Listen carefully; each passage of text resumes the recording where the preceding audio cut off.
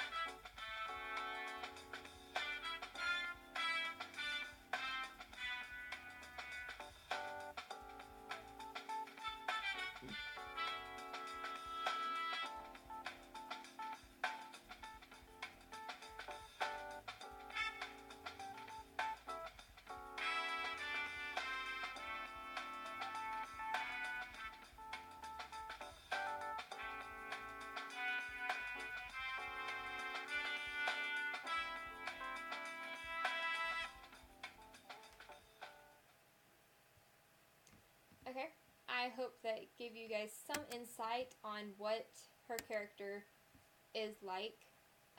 Kind of, it goes back and shows you the characteristics that we talked about here, some of her general symptoms kind of thing. So now we move on to a description of behaviors. So this is a description of her abnormal behavior specifically. And we will be starting with her borderline personality disorder. For further notice, if you don't know the Peanuts, this is Lucy over here. This is Snoopy in the middle dancing.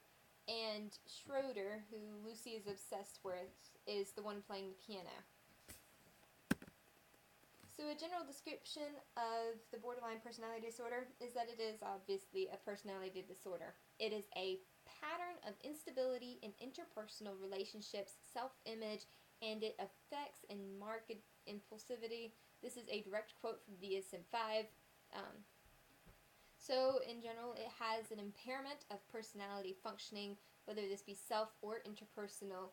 There is an instability of self-image, personal goals, and interpersonal relationships. So they can't keep a relationship. It's not a close relationship. Self-image is not positive, that kind of thing.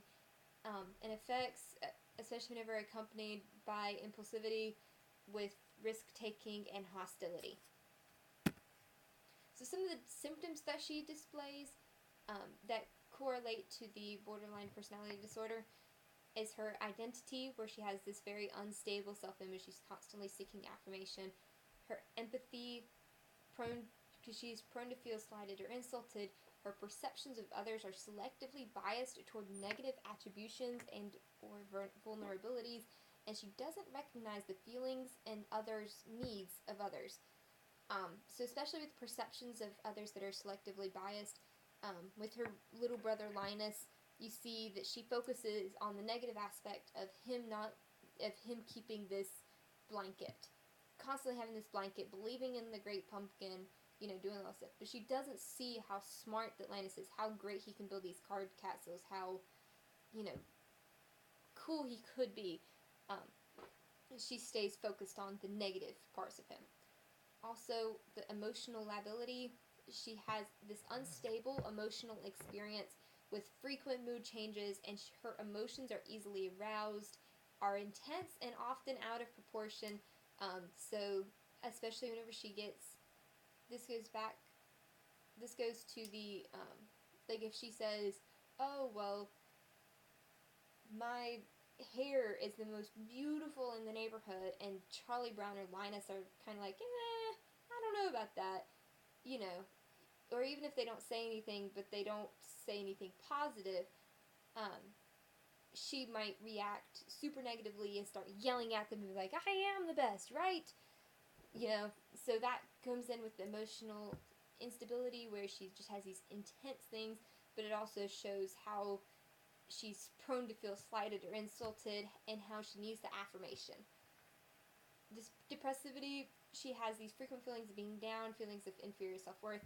This again goes to the unstable self-image, and it also goes to if she, if whenever she makes the comment about her hair and they don't agree, if she doesn't descend into a screaming rage, then she might descend into depression for a little bit. So she also displays hostility, which is anger, and especially anger in response to minor insults, and impulsivity, because she often has no plan and she doesn't consider outcomes before doing something. So the course of her character being developed, especially with the borderline personality disorder, so she is based on young Meredith, which is Schultz's daughter, and she is a bully from the very beginning. She has an inimitable brand that nobody can copycat. Starting in 1950, whenever Schultz started drawing, the entire strip had a very pessimistic view of society, and she in particular was described as being a fuss budget. So you can see, like, down here, which is the first strip in which Lucy was in. Oops, sorry. You can see, you know, what her character originally was like. 1960, her attitude was more of a I know everything. Her manners were get out of my way. She was narcissistic and had this total warfare frown, as you can kind of see up here in the 1960s image. The only reason I didn't include narcissism is because as Schultz's style of creating these comic strips changed over time, the narcissism didn't stay the same.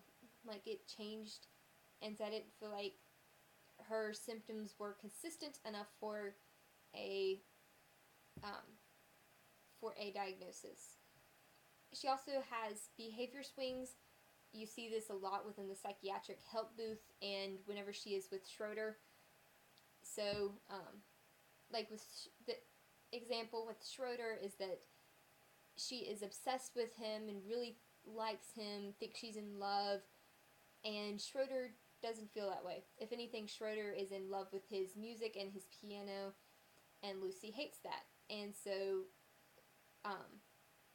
Lucy will go from laying on his piano and being all like, oh, my sweet, sweet person, and to throwing his piano out the window because it's her competition.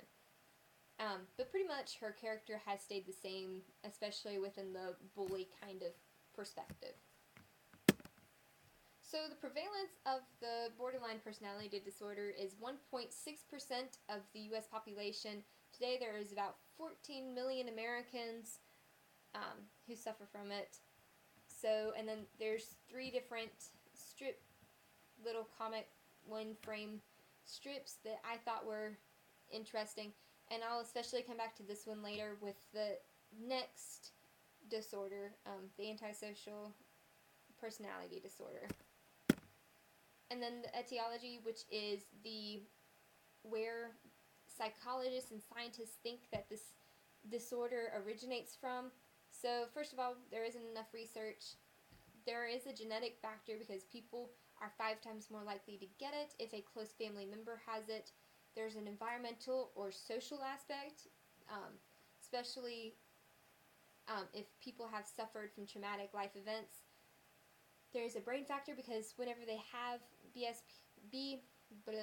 borderline personality disorder, You see a structural and functional change, especially in the control of impulses and emotional regulation, um, which are correlate directly to some of the symptoms of borderline personality disorder. This brings up the nature versus nurture argument. As you can see, it's more of a nature and nurture, that the combination of which accumulate into this disorder. Childhood events also play a big role, especially if they had emotional, physical, or sexual abuse, if they suffered a loss at a young age, if they were neglected, or if they were bullied. And there is also high rates of co-occurring mental disorders that go along with the borderline personality disorder. So the next one we're going to talk about is the antisocial personality disorder, or ASPD. And yet again, if you're not familiar with the Peanuts comic strip, this is Linus jumping back in surprise. And Linus is Lucy's brother. So, description of ASPD: it is a personality disorder, and it is a pattern of disregard for and violation of the rights of others. Yet again, this is a direct quote from the DSM-5. So, some of the typical features of ASPD is a failure to conform to law enforcement or ethical behavior, so not sticking to the laws, not sticking to morals. They're egocentric. They have a lack of empathy or concern for others. They are often deceitful, irresponsible, manipulative of other people. They take risks.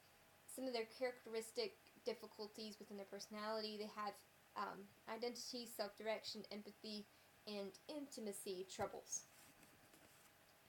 So some of the symptoms that Lucy in particular displays that correlate with ASPD is her identity. She is egocentric, has this self-esteem. She gets her self-esteem from personal gain, power, or pleasure. So whenever she puts somebody else down, she is raised up. Empathy: she has a lack of concern for others' feelings and a lack of remorse after hurting or mistreating someone. We go back to the Charlie Brown example of him trying to kick the football and her pulling it out from underneath him. She's hurting somebody, but she doesn't care. She feels better after doing it. She's manipulative. She has a frequent use of subterfuge to influence or control others, especially by using charm, glibness to achieve her own end, what she really wants. So she will manipulate people by taunting them, by convincing them. As you'll see here in a minute, it correlates with deceitfulness. Callousness: she has a lack of guilt for harmful effects of one's actions on others. This correlates with the empathy, where she doesn't feel guilty if she hurts him. If something were to happen to him, she just doesn't feel responsible. Impulsivity: some of the decisions she makes are spur of the moment. She doesn't have any consideration for outcomes of what might happen. So whenever she throws Schroeder's piano out the window, she doesn't consider that Schroeder would hate her because she just destroyed his piano. She just does it because it's her competition. Deceitfulness: she is dishonest and often creates a misrepresentation of self that, like I said, goes back to the manipulation. She will often say, "Oh, well, I'm a good person. I wouldn't ever do that." Whenever trying to convince Charlie Brown to try and kick the football, and then pull the football away anyways. You also see hostility, which is like the vengeful behavior, and anger in response to minor slights or insults.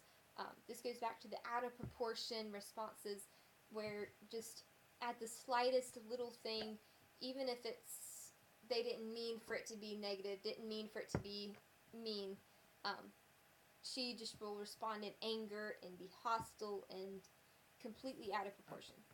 So the course of her character developing ASPD, so yet again, this goes back to the very beginning, 1950s with pessimistic view when she was originally fuss budget.